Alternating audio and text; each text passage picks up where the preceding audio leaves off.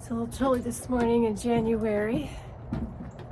Still pretty nice though for East Texas. I set up this piano for a photo shoot or video shoot. Just kind of left it sort of iconic of the cabin. It's amazing how many people come and take pictures of the piano when they stay.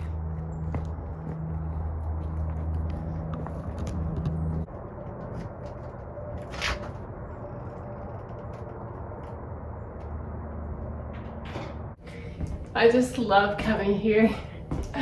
Even if I'm just coming to clean or get it ready for a guest, it's like this beautiful spot in the forest that just feels good. You can smell the wood when you step inside. It's like, oh, I just love it here. I've been using these flowers, and they're actually made out of wood. They're just really pretty, and they can work for holidays, for Christmas, for Valentine's Day, or just for any time to brighten up the space. But I'm gonna go ahead and add some live pieces from the forest. And I have a few of these that were given to me by one of our guests, and so I'm gonna kind of add these to the mix. Go out and do some foraging today before our next guest arrives. So when I'm looking for greens in the winter time here in Texas, there's actually a lot to choose from. So you've got this little cedar tree, which is kind of fun. They're kind of prickly to handle, but they look really cool during Christmas time. You have this pine. We have a lot of these kind of wild, long needle pines. And then there's all sorts of other little pieces. So I'm just gonna kind of forage around. Ooh, I like this one over here. Let's see what we've got. This is super nice. It's got the small leaves, so I can do something that's compact and tight, but there's a lot of them, so it should work pretty well.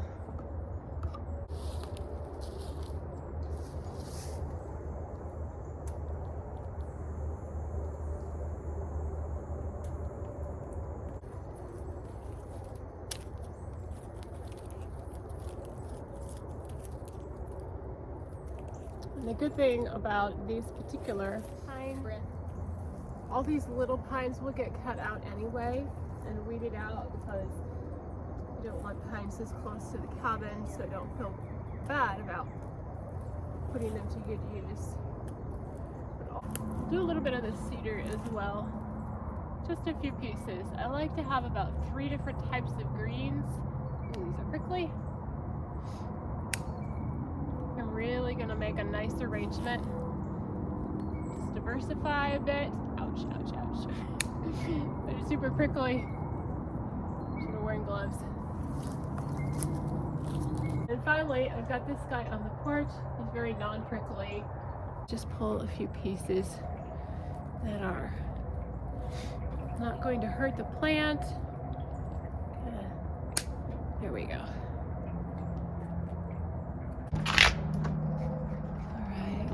Back inside. Alright, it's time to work on our arrangement. I left a little bit of the Christmas decor in here just because I thought it was wintry and just kind of fun. Took a lot of the holiday things down, but just gonna keep the greenery going through probably January and February. In my jar full of water. Now it's time to experiment. Just gonna pull some of these different greens, sort of set them in piles. Get ready to pull from the natural beauty. And you can do this, like if you have even just pieces from a park, or I don't know if you can actually take them from a park, but from your neighborhood, or if you live in a place where you have some greens just growing around your house, you can begin to find 4 or 5 different evergreens and start putting them together. So I'm going to start with my bushy ones in the middle,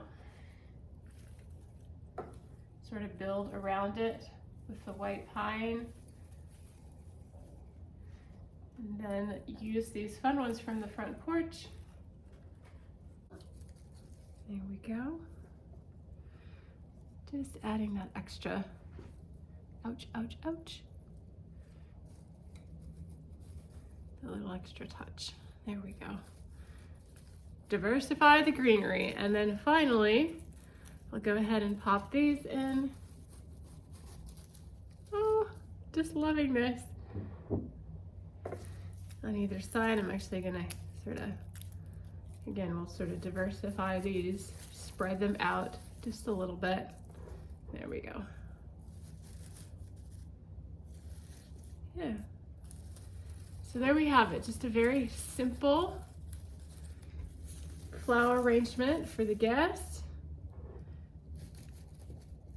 made from the beauty of the forest and a little extra pop of color. And I'll just set it right here, so it'll be here when they come. Yay! A fun little flower arrangement just from the beauty of nature and what I had around the house. I have to show you this really quick. This was a fun thing I did for Christmas, but I'm just gonna keep it here. The little sign says, favorite things, brown paper packages tied up with string. Just this fun little gift. I just want people to feel so gifted when they're in this place. So I went ahead and just covered some boxes I had around the house, tied them with string, used brown paper from packing stuff that I already had, you know, Amazon packing or whatever, and just put them in here. Fun little touch. Alrighty, yay. Back out into the Texas chill of the morning. I'll go in and make myself a cup of elderberry tea. Oh, such a good way to stay healthy. Get some antioxidants early in the morning.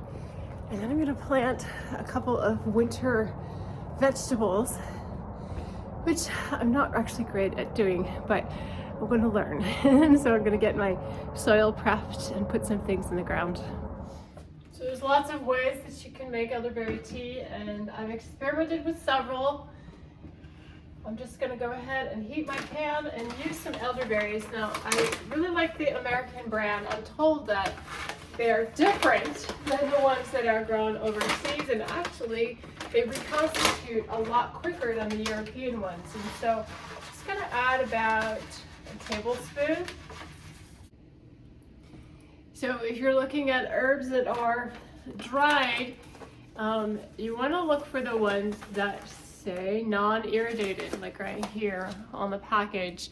Unless it says this, it's gone through this ionized radiation process, which helps increase shelf life, kill bacteria. Unfortunately, it also kills the good stuff, your minerals, your vitamins, everything that you probably thought of when you bought your herbs. And so I've noticed that when I just get elderberries in general, if I don't look for this, they actually don't reconstitute as well. If you get something that's made in the United States and that says non-irradiated, that's what you want, because they don't take it through that process. They actually just give you the real dried berry, and it's much better in all the vitamins, antioxidants, and things that you want when you're getting your elderberries.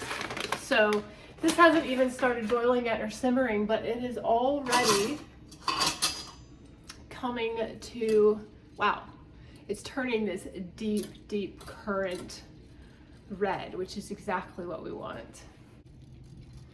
Just stir it just a little bit, but just look at that color. Isn't that gorgeous? Oh my goodness, makes you want to eat it. And really, it hasn't even started simmering yet, but I would pull this out, probably just give it another 30 seconds or a minute, and then strain it and drink it as tea, just because it already has that really deep, rich color, and I don't want to kill any of the good stuff with too much heat. So it's just about ready to go. Okay, so I've got my elderberries. They're this rich, dark, wonderful, yummy color. I'm gonna go ahead and strain them through a sieve. Doesn't really matter what kind. This is sort of a medium mesh sieve. Those berries are pretty big, so it's gonna catch them no matter what kind you have. Pour all of that yummy goodness in there. I'm gonna take a spoon and just mash it down, and The reason why elderberries are such a hot thing is that they have so many antioxidants. It really is a super food. Not just a superfood, but literally so good for you, so healthy. And it really fights back against the bacteria and viruses that we often have floating around this time of year, and boosts your immune system. It's one of the very best things you can do if you want a healthy, strong immune system. So then I'm going to go ahead and grab a quart jar. It's easier to pour into this first just because it's a bit of a wider mouth. And then I'll grab some raw honey. Again, you want to go for raw honey because it hasn't been put through a heat process that kills all of the good, yummy antioxidants that are in honey. And so this is sort of a double whammy for your immune system, right? It's got all of those yummy elderberries in it. Look how deep and rich that is. Oh my goodness, it's this beautiful deep purple color. And then a little bit of raw honey in it as well. And you can drink this hot and cold. You can have it as a hot drink. I'll probably drink off of this all morning. Or you can actually put some ice into it and drink it as a cold beverage, or some of both. But oh, it's so good. It's like yummy and fruity, and it just has that honey melt in your mouth, warm taste. It's so good. This is one of my go-to drinks. I have like a number of them, but this is one of my favorite go-to drinks, especially if I really want to boost my immune system. This is an amazing way. So there you go, just a couple of tips for living a beautiful, healthy life. Get out there and enjoy the nature around you, and then come in for a cup of healthy, nourishing elderberry tea.